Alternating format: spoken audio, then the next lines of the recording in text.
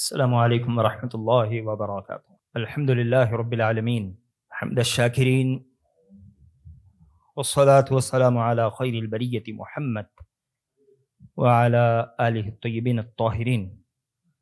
لا الہ الا اللہ وحدہ لا شریک لہ لہ الملک ولہ الحمد وہو علی کل شیء قدیر۔ اما بعد، مجھے عنوان دیا گیا ہے نوجوان اور دعوت دین۔ نوجوان یا جوانی، عربی میں اسے الشباب یا شاب کہا جاتا ہے۔ اس کے دو معنی لغت میں آتے ہیں، ایک النمو یعنی زیادہ ہونے کے، اور ایک القوہ یعنی طاقتور ہونے کے، اور یہ دونوں معنی نوجوانوں میں پائے جاتے ہیں۔ نوجوان یا جوان کہتے ہیں بلوغت سے لے کر 40 برس کی عمر تک کے لوگوں کو۔ یہ عمر بڑی اہم ہوتی ہے، بڑی قیمتی۔ یہی وجہ ہے کہ اللہ کے نبی علیہ الصلوۃ والسلام نے اس عمر کی قدر کا حکم دیا۔ آپ علیہ الصلوۃ والسلام نے کہا کہ 5 چیزوں کو 5 چیزوں سے پہلے غنیمت جانو۔ تو ان میں ایک نبی علیہ الصلوۃ والسلام نے کہا کہ وَشَبَابَكَ قَبْلَ حَرَمِكَ، اپنی جوانی کو بڑھاپے سے پہلے غنیمت جانو۔ اس لیے کہ بہت سے نوجوان اپنی جوانی کی قدر نہیں کر پاتے، انہیں اس کی اہمیت کا علم نہیں ہوتا اور وہ اسے گوا دیتے ہیں۔ الغرض اللہ کے نبی علیہ الصلوۃ والسلام نے اس کی حفاظت کا حکم دیا، اور جو نوجوان اپنی جوانی کی حفاظت کرے اللہ سبحانہ و تعالی بھی اس سے محبت کیا کرتا ہے۔ مسند احمد کی روایت ہے، شعیب ارناؤت رحمہ اللہ نے اس حدیث کو حسن کہا ہے۔ عقبہ بن عامر رضی اللہ تعالیٰ عنہ حدیث ہیں، کہتے ہیں کہ اللہ کے نبی علیہ الصلوۃ والسلام نے کہا ان اللہ لا عجب من الشاب لیست له صبوہ، اللہ سبحانہ و تعالی اس نوجوان کو تعجب سے دیکھتا ہے جس پر خواہشات کا غلبہ نہیں ہوتا، یا جو حرام خواہشات میں پڑا نہیں ہوتا۔ اللہ سبحانہ و تعالی ایسے نوجوان سے صرف محبت نہیں کرتا، اسے صرف تعجب سے نہیں دیکھتا، بلکہ روز قیامت اللہ ایسے نوجوانوں کے ساتھ امتیازی سلوک کرتا ہے۔ نبی علیہ الصلوۃ والسلام نے 7 خوش قسمت لوگوں کا تذکرہ کیا جسے میدان محشر میں اس تپتے دن عرش کے سائے میں جگہ دی جائے گی۔ ان میں سے ایک اللہ کے نبی علیہ الصلوۃ والسلام نے کہا وَشَابٌ نَشَأَ فِي عِبَادَةِ اللَّهِ، 7 خوش قسمت لوگوں میں وہ نوجوان بھی ہوگا جو اپنی جوانی اللہ سبحانہ و تعالیٰ کی عبادت میں گزارے۔ الغرض جوانی کی بڑی اہمیت ہے، یہی وجہ ہے کہ ہم اللہ کے نبی علیہ الصلوۃ والسلام کو نوجوانوں کے ساتھ تعامل کرتے دیکھیں تو ہمیں معلوم پڑے گا کہ اللہ کے نبی علیہ الصلوۃ والسلام نے نوجوانوں کے ساتھ امتیازی سلوک کیا۔ نبی علیہ الصلوۃ والسلام نے ان پر خاص توجہ دی۔ کہیں اللہ کے نبی علیہ الصلوۃ والسلام ان کے عقیدوں کی اصلاح کر رہے ہیں، تو کہیں آپ انہیں عبادتوں پر ابھار رہے ہیں، تو کہیں ان کے اخلاق بہتر بنا رہے ہیں، تو کہیں انہیں اللہ سبحانہ و تعالیٰ کی نگرانی کا احساس دلا رہے ہیں، تو کہیں اللہ کے نبی علیہ الصلوۃ والسلام انہیں دعوت دین کا طریقہ سکھا رہے ہیں۔ اور اس دین کو آگے پھیلانے میں نوجوانوں کا بڑا اہم کردار ہونے والا تھا۔ اللہ کے نبی علیہ الصلوۃ والسلام نے اس چیز کو بھانپا، اور نبی علیہ الصلوۃ والسلام نے اس امت کے پہلے دعات کی جماعت کو تیار کیا۔ اگر ہم صحابہ اکرام رضوان اللہ تعالی علیہم اجمعین کی زندگیوں کا مطالعہ کریں اور اسلام کے شروعاتی دور کو جاننے پڑھنے کی کوشش کریں تو معلوم ہوگا کہ اسلام کے شروعاتی دور کو جس جماعت نے مضبوط کیا، جس نے شروع میں اسلام کی مدد کی، اسلام کے درخت اور اس کی جڑوں کو پانی دیا، ان کی اکثریت جوان صحابہ کرام رضوان اللہ تعالی علیہم اجمعین کی تھی۔ اللہ کے نبی علیہ الصلوۃ والسلام کی دعوت پر سب سے پہلے لبیک کہنے والے وہ ابو بکر صدیق رضی اللہ تعالیٰ عنہ تھے۔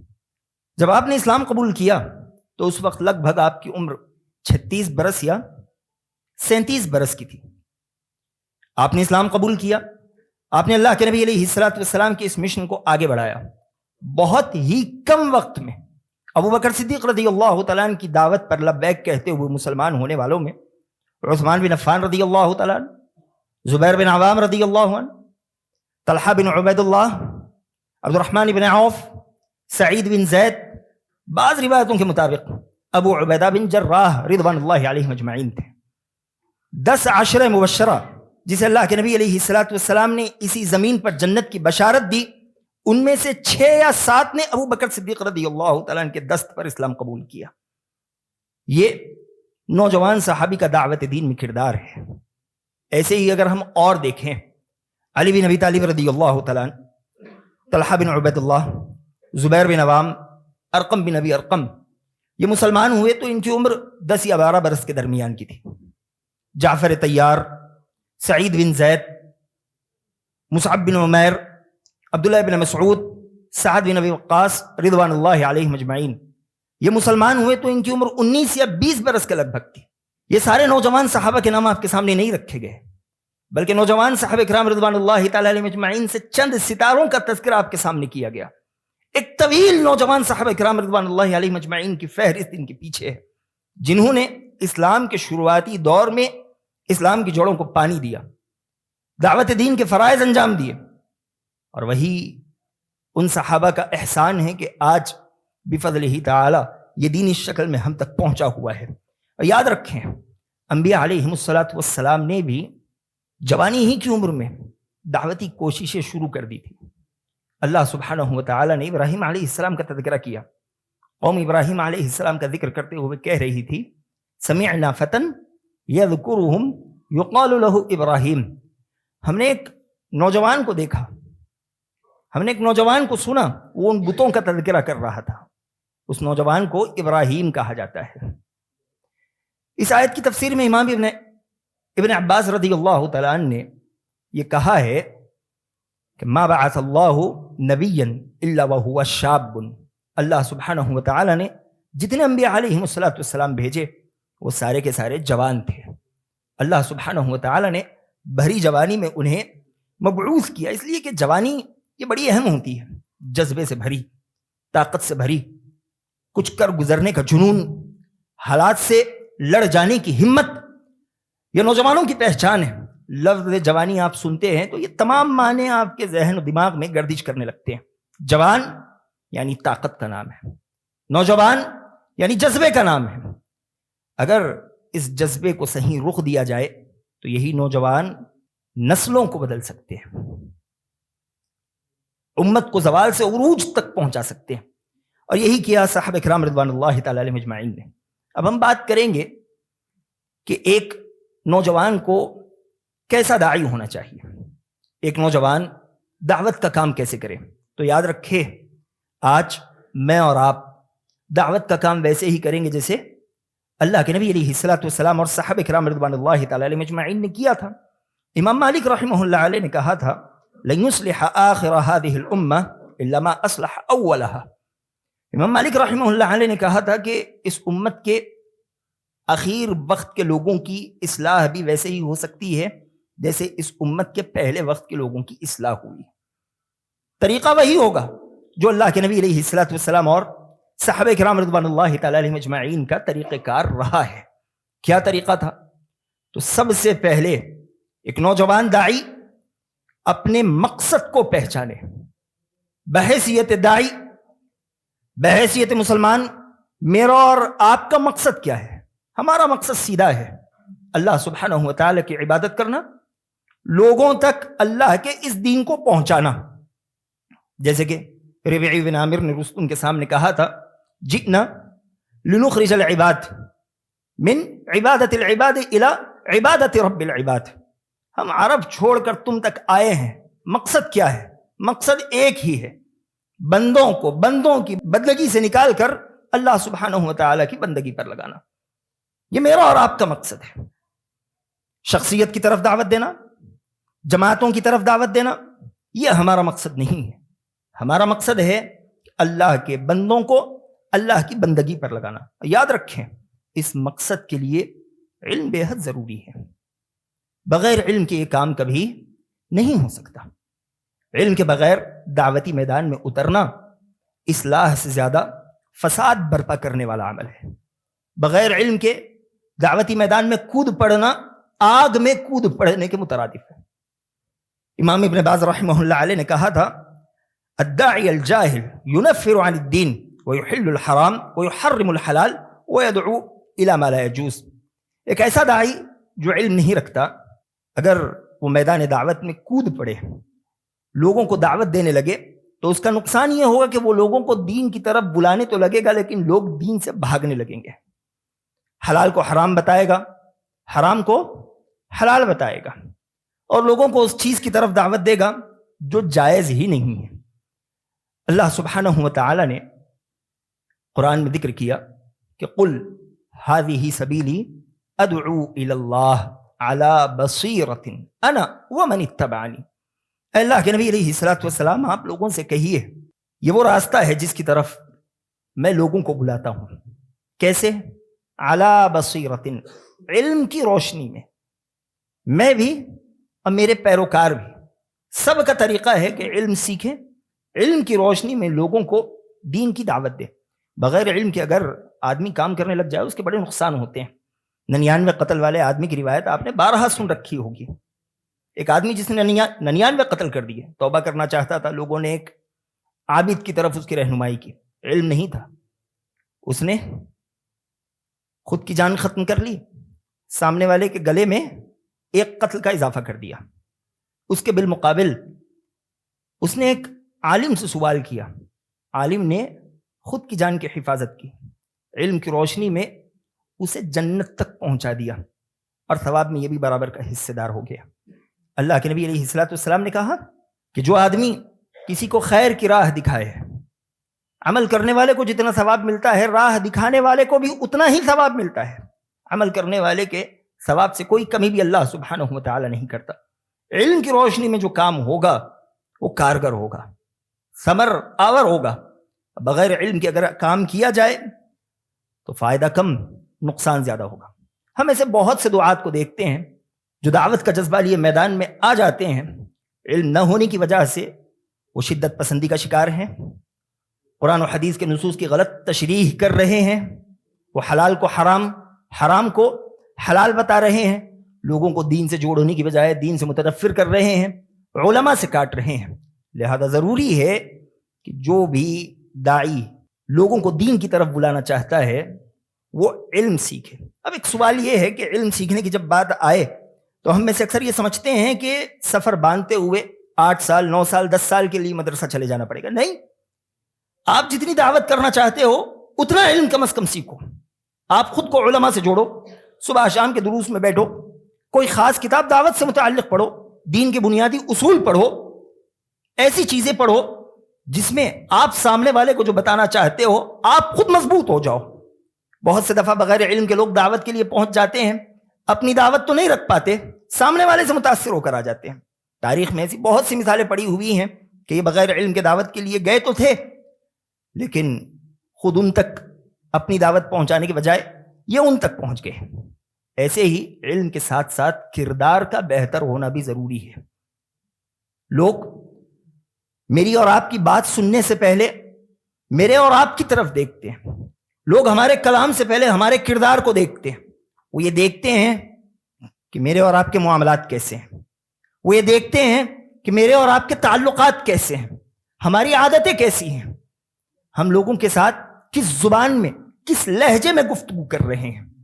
بہترین کردار خاموش دعوت ہوا کرتی ہے، اور وہ دعوت با اثر ہوتی ہے جو زبان کے ساتھ ساتھ با کردار داعی کی جانب سے آئے۔ اللہ کے نبی علیہ الصلوۃ والسلام کی زندگی، کتنے لوگوں نے نبی علیہ الصلوۃ والسلام کے اخلاق، آپ علیہ الصلوۃ والسلام کے کردار کو دیکھ کر اسلام قبول کیا۔ کتنے لوگوں نے صحابہ کرام رضوان اللہ تعالی علیہم اجمعین کے کردار اور آپ کی شخصیات کو دیکھ کر اسلام قبول کیا۔ بہت سی مثالیں اس سلسلے میں پڑی ہیں۔ لوگوں نے وہ دور بھی دیکھا جس دور میں لفظ مسلم کے نام سے لوگ مطمئن ہو جایا کرتے تھے، ان سے معاملات کیا کرتے تھے، مسلمان کے نام سے لوگ ان کی گواہیاں قبول کر لیا کرتے تھے۔ آج میں اور آپ وہ دور بھی دیکھ رہے ہیں کہ لفظ مسلم کے نام سے لوگ بھاگ رہے ہیں، وہ مسلمانوں کے ساتھ لین دین کرنا نہیں چاہتے، مسلمانوں کے ساتھ معاملہ کرنا نہیں چاہتے، اس لیے کہ ان کا کردار صحیح نہیں ہے، ان کی زبان صحیح نہیں ہے، ان کے معاملات صحیح نہیں ہیں۔ آپ نے بھی سنا ہوگا، استاذ عبدالحسیب حفظہ اللہ نے کہا تھا، آج ایک مسلمان کہتا ہے کہ اسلام کو دیکھنا ہے تو مجھے مت دیکھو، اسلام کی تعلیمات کو دیکھو. کیا بہتر ہوتا وہ یہ کہتا کہ اگر اسلام کو دیکھنا ہے مجھے دیکھو، میں مسلمان ہوں، اسلام مجھ پر چھڑکتا ہے. آدمی کو یہ کہنا چاہیے تھا. وہ کہتا ہے کہ مجھے مت دیکھو، تم اسلام کو دیکھو، اس کی تعلیمات کو دیکھو. اگر ایک داعی بعمل نہ ہو تو اس کی دعوت میں اثر نہیں ہوتا. اللہ سبحانہ وتعالی نے کہا یا ایھا الذین آمنوا لم تقولون ما لا تفعلون. ایمان والو وہ باتیں کیوں کہتے ہو جس پر تم خود عمل نہیں کرتے. مطلب یہ نہیں کہ اللہ سبحانہ وتعالی مجھے اور آپ کو دعوت سے پیچھے رکھ رہا ہے. مطلب یہ ہے کہ عمل کرو پھر بتاؤ، اس لیے کہ بتانا تمہاری ذمہ داری ہے. پہلے سیکھو، عمل کرو اور یہ بات لوگوں تک پہنچاؤ. اور اگر صرف آدمی پہنچانے لگ جائے، عمل کو پیٹ پیچھے ڈال دے، روز قیامت یہ چیز وبال جان بن جاتی ہے. اللہ کے نبی علیہ الصلوۃ والسلام نے ایک آدمی کا تذکرہ کیا جسے جہنم میں ڈالا جائے گا. اتڑیاں ساری باہر ہوگی، جہنم کی آگ پر اپنی اتڑیوں کو لیے ایسے چکر کاٹے گا جیسے گدھا کولو پر چکر کاٹتا ہے. لوگ اس کے اطراف جمع ہو جائیں گے، کہیں گے کہ تم کیسے جہنم میں پہنچ گئے، تمہارا معاملہ اس قدر سخت کیسے ہو گیا؟ تم نیکی کا حکم دیتے تھے، برائی سے روکتے تھے، کیا وہ تم ہی نہیں تھے؟ وہ آدمی کہے گا کنت آمرکم بالمعروف ولا آتیہ وانہاکم عن المنکر وآتیہ. میرا معاملہ یہ تھا کہ میں تمہیں نیکی کا حکم تو دیتا تھا لیکن خود نیکی سے پیچھے تھا، برائی سے تو روکتا تھا لیکن خود برائی میں پڑا ہوا تھا. تو بغیر کردار کے، بغیر عمل کے دعوت دینا یہ خود کے لیے وبال جان ہو سکتا ہے. یاد رکھیں میدان دعوت میں صبر و تحمل کی بڑی اہمیت ہے. صبر و تحمل کا معاملہ یہ ہے کہ آپ سامنے والے کے سامنے زبان کا صحیح استعمال کیجیے. مقصد اسے ہدایت کی راہ پر لانا ہو، نہ کہ اسے ذلیل و رسوا کرنا ہو. مقصد یہ ہو کہ اس تک حق پہنچ جائے، نہ کہ لڑائی جھگڑا ہو اور سامنے والا خود کو ہارا ہوا محسوس کرے. صبر و تحمل کا مطلب یہ ہے کہ فوری طور پر نتیجے کی تلاش نہ کرے. میری اور آپ کی ذمہ داری ہے کہ جو پیغام اللہ نے ہم تک پہنچایا وہ ہم اوروں تک پہنچائیں. نتیجہ دیکھنا یہ میری اور آپ کی ذمہ داری نہیں ہے. اللہ کے نبی علیہ الصلوۃ والسلام نے حدیث شفاعہ کا ذکر کیا. نبی علیہ الصلوۃ والسلام نے کہا کچھ انبیاء آئیں گے ان کے ساتھ بڑی جماعت ہوگی، کچھ آئیں گے ان کے پیروکاروں میں 10 لوگ ہوں گے، کچھ کے ساتھ 3 ہوں گے، کچھ کے ساتھ 1، کچھ کے ساتھ کچھ نہیں. مطلب یہ کہ ان انبیاء علیہ الصلوۃ والسلام نے نتیجہ نہیں دیکھا. اللہ نے ان پر جو ذمہ داری ڈالی تھی انہوں نے اس ذمہ داری کو ادا کیا. ہم اگر لوگ بات ہماری نہ مانے تو دعوت کا کام ہی چھوڑ دیتے ہیں. لوگوں کو بھلائی کا حکم دینا، برائی سے روکنا، اس چیز سے ہم خود کترانے لگتے ہیں. بہت کوشش کر لی، لوگ سنتے نہیں ہیں.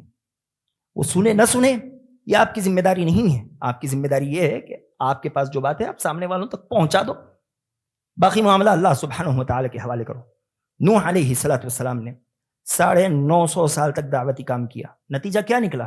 80-83 لوگوں نے اسلام قبول کیا. 80-83 لوگوں نے. سارے دل ایک جیسے نہیں ہوتے، سارے دل ایک مجلس میں بدل جائے ضروری نہیں ہے. اللہ سبحانہ وتعالی نے ہر کسی کی تقدیر لکھی ہوئی ہے، آپ نہیں جانتے. آپ کا کام ہے کوشش کرتے رہیے، نتیجہ اللہ سبحانہ وتعالی کے حوالے کیجیے. یہاں لوگوں کو ایک مغالطہ یہ بھی ہو گیا ہے. دعوتی میدان میں صبر و تحمل کا مطلب ایک نوجوان، ایک داعی یہ سمجھتا ہے کہ خاموش ہو جاؤ، غلطی پر دیکھو زبان بند کر لو، صبر کریں گے باقی معاملہ اللہ کے حوالے. صبر یہ نہیں ہے. صبر یہ ہے کہ سامنے والا تمہارا مذاق اڑائے، تمہیں تکلیف دے، برداشت کرو، باوجود اس کے نرم اور اچھے انداز سے دلیلوں کے ساتھ اس کے سامنے بات رکھو. یہ صبر ہے. صبر یہ نہیں ہے کہ غلطی دیکھتے ہوئے آنکھیں موند لو، زبان گم کر کر بیٹھ جاؤ. یہ صبر نہیں ہے. یاد رکھیں دعوت اپنوں سے شروع کیجیے. اللہ نے کہا قوا انفسکم واہلیکم نارا، اپنے آپ کو، اپنے اہل و عیال کو جہنم کی آگ سے بچاؤ. یہ ہماری پہلی ذمہ داری ہے.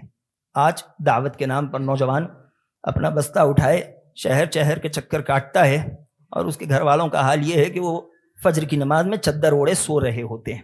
ان کے بچوں کو ڈھنگ سے لا الہ الا اللہ کا ترجمہ نہیں آتا. ان کے بھائیوں کو نماز کے مختصر موٹے موٹے احکام پتہ نہیں ہوتے، اور یہ چلے ہیں سارے شہروں میں دین کی دعوت پھیلانے کے لیے. پہلے جو ذمہ داری ہے آدمی وہ ادا کرے. اللہ نے کہا کلکم راع وکلکم مسئول عن رعیتہ، تم میں کا ہر آدمی ذمہ دار ہے اور اس سے روز قیامت اس کی ماتحت رعایا کے متعلق سوال کیا جائے گا. نبی علیہ الصلوۃ والسلام نے کہا والرجل راع فی اہل بیتہ، آدمی اس کے گھر میں اور اس کے گھر والوں کا ذمہ دار ہے، وہو مسئول عن رعیتہ، روز قیامت اس سے اس کے ماتحت لوگوں کے متعلق سوال کیا جائے گا۔ سب سے پہلے کام اہل و عیال سے شروع کریں، ان کے ساتھ بہتر اخلاق رکھیں، انہیں خیر کی طرف بلائیں، علم کی روشنی میں بلائیں، نرم لہجے میں بلائیں۔ بہت سے دفعہ یہ بھی دیکھا جاتا ہے وہ نوجوان جو دینی جذبہ رکھتے ہیں، باہر دعوت کا کام کرتے ہیں، بڑے نرم ہوتے ہیں، وہیں گھر میں دعوت کا کام کرتے ہیں آگ بگولا ہو کر کرتے ہیں، کہیں ماں کو جھڑک رہے ہیں، کہیں باپ کو جھڑک رہے ہیں، کہیں چھوٹے بھائی پر ہاتھ اٹھا رہے ہیں۔ نتیجہ یہ نکلتا ہے کہ آج لوگ تنگ آ چکے ہیں۔ نہیں بھائی، بیٹا زیادہ دیندار نہ ہو تو بہتر ہے، دیندار ہوگا گھر والوں کا جینا دو بھر ہو جائے گا، یہ گھر میں کڑوے لہجے میں گفتگو کرنے لگ جائے گا۔ یہ ہمارے ہر دوسرے گھر کی شکایت ہے۔ یہ صبر و تحمل، بہتر اخلاق گھر سے شروع ہونا چاہیے۔ اللہ کے نبی علیہ الصلوۃ والسلام نے کہا خیرکم خیرکم لأہلی وانا خیرکم لأہلی، تم میں سب سے بہتر وہ ہے جو اپنے گھر والوں کے لیے بہتر ہو، میں اپنے گھر والوں کے لیے بڑا بہتر ہوں۔ یہاں آخر میں دو چار باتیں کہتے ہوئے اپنی بات کو ختم کرتا ہوں۔ آج دعوتی میدان میں خاصتاً نوجوانوں سے کچھ بڑی فاش غلطیاں ہو رہی ہیں، انہیں اس طرف توجہ دینے کی ضرورت ہے۔ سب سے پہلی غلطی، ایک نوجوان دعوت کا کام کرتا ہے، وہ خود کو علماء سے بے نیاز سمجھتا ہے۔ یہ خوارج کی علامت ہے۔ ابن عباس رضی اللہ تعالیٰ عنہ جب خوارج سے بات کرنے کے لیے پہنچے، پہلا سوال ابن عباس رضی اللہ تعالیٰ عنہ نے جو ان سے کیا وہ یہی تھا کہ تم میں اللہ کے نبی کے کتنے صحابہ موجود ہیں؟ خوارج نے کہا کہ ایک بھی نہیں۔ علماء سے خود کو بے نیاز سمجھنا، ان سے خود کو کاٹ لینا، یہ اس بات کی دلیل ہے کہ آپ فتنے میں پڑ چکے ہو، اور آگے جو فتنے آپ کا انتظار کر رہے ہیں آپ اس کا اندازہ بھی نہیں لگا سکتے۔ تو یہ بڑا مسئلہ ہے کہ آج ایک آدمی دو چار باتیں دوسروں کو بتانے کے لیے نکل پڑتا ہے، وہ خود کو علماء سے بے نیاز سمجھتا ہے، ان کے دروس میں بیٹھنا یہ اپنے شان کے خلاف سمجھتا ہے، ان سے سوال کرنا اس میں خود کی تحقیر محسوس کرتا ہے۔ اور اس سلسلے کی ایک اور بات کہ علماء دعوت کا کام نہیں کر رہے، یہ ایک عجیب مسئلہ ہے۔ علماء دعوت کا کام نہیں کر رہے، اور لوگ یہ سمجھتے ہیں کہ غیر مسلموں میں دین کی دعوت پھیلانا ہی دعوت ہے۔ ٹھیک ہے، وہ بھی دعوت ہے، لیکن ہر وہ بھلائی جو شریعت اسلامیہ نے آپ کو بتائی ہے آپ اوروں کو بتاتے ہو، یہ دعوت ہے۔ ہر وہ برائی جس سے شریعت اسلامیہ نے آپ کو روکا آپ دوسروں کو روکتے ہو، یہ دعوت ہے۔ امام ابن کثیر رحمہ اللہ علیہ نے مؤذن کے اذان دینے کو بھی دعوت کہا ہے، یہ بھی دعوت ہے، یہ بھی دین کی طرف بلا رہا ہے۔ خطبہ جمعہ دعوت ہے۔ ایک مدرس جو مدرسے میں بچے کو قاعدہ پڑھا رہا ہے وہ داعی ہے، ایک مدرس جو بچے کو چھوٹی چھوٹی کتابیں پڑھا رہا ہے وہ داعی ہے۔ تمام تر خیر کے کام جس کی طرف لوگ بلاتے ہوں یہ دعوت ہے، ہر وہ برائی جس سے لوگ ایک دوسرے کو روکنے کی کوشش کرتے ہوں یہ دعوت ہے۔ علماء دعوت کا کام نہیں کرتے، یہ علماء پر بڑا الزام ہے اور یہ خوارج کی نشانیوں میں سے ہے۔ اسی طرح دعوت کے نام پر آج بڑی تیزی سے ہر نوجوان اسٹیج کا پیاسا ہوتا نظر آ رہا ہے کہ دعوت کرنا ہے، اس کا تصور ہے یہاں کھڑا ہوگا اس سے دعوت ہوگی، یہاں کھڑا نہیں ہوگا مطلب وہ دعوت کا کام نہیں کر سکتا۔ نہیں، لکل فن رجال ولکل رجل مجال، ہر کسی کا ایک فن ہوتا ہے اور ہر فن کے کچھ لوگ ہوتے ہیں، یہاں کھڑے ہونے کے لیے کچھ اور لوگ ہیں۔ آپ اپنے دائرے میں دعوت کا کام کیجیے۔ لوگ کہتے ہیں کہ بلغوا عنی ولو آیا، اللہ کے نبی علیہ الصلوۃ والسلام نے کہا تمہارے پاس ایک آیت کیوں نہ ہو اوروں کو پہنچاؤ۔ ٹھیک ہے، ایک آیت پہنچانے کے لیے تمہیں اسٹیج کی کیا ضرورت ہے؟ تم ویسے ہی اپنے ساتھی کو بتا دو۔ ایک آیت پہنچانے کے لیے تم سارا اسٹیج سجاؤ گے؟ نہیں، یہاں کے لائق جو لوگ ہیں انہیں یہاں کھڑے رہنے دیجیے، آپ اپنے دائرے میں رہ کر کام کیجیے، یہ زیادہ ضروری ہے۔ اور یہ دیکھا گیا ہے ماضی قریب میں کہ جس کسی نے دعوت کے نام پر اسٹیج کی پیاس بجھانے کی کوشش کی، اللہ سبحانہ وتعالی نے ہمارے سامنے ان کی حقیقتیں کھول کر رکھ دی۔ آگے بھی جو کوئی اس راستے پر چلے گا ان کے ساتھ وہی معاملہ ہوگا۔ اور بہت سے نوجوان دعوت کے نام پر کتاب و سنت کو چھوڑ عقل کی بات کرنے لگ جاتے ہیں، عقلانیوں کی گفتگو کرنے لگ جاتے ہیں، کتاب و سنت کو چھوڑ اوروں کی کتاب کے حوالے دینے لگ جاتے ہیں۔ یہ نبی علیہ الصلوۃ والسلام اور صحابہ کرام رضوان اللہ تعالی علیہم اجمعین کا طریقہ نہیں ہے۔ آخر بات اس سلسلے میں کہوں کہ نوجوانوں کے لیے سوشل میڈیا دعوت دین کا ایک اہم ذریعہ ہے. سوشل میڈیا کا کردار دوہرا کردار ہے, ایک تلوار کی مانند. یہ کسی کی حفاظت بھی کر سکتا ہے, کسی کی جان بھی لے سکتا ہے. آگ کی مانند جو چولہا بھی جلا سکتی ہے, گھر بھی جلا سکتی ہے.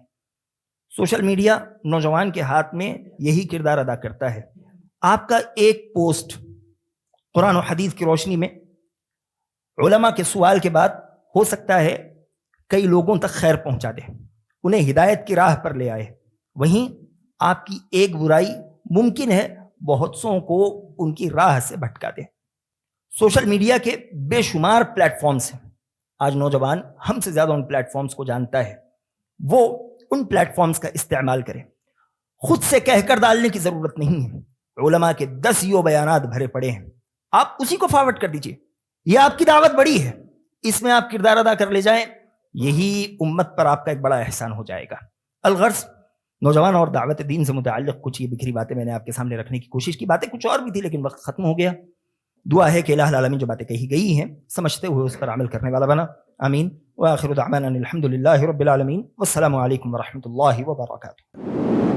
مرسی ٹی وی کے مزید ویڈیوز کے لیے ہمارے چینل کو سبسکرائب کریں اور بیل آئیکن کو ضرور دبائیں. جزاک اللہ خیرا. مرسی ٹی وی, پیغام رحمت.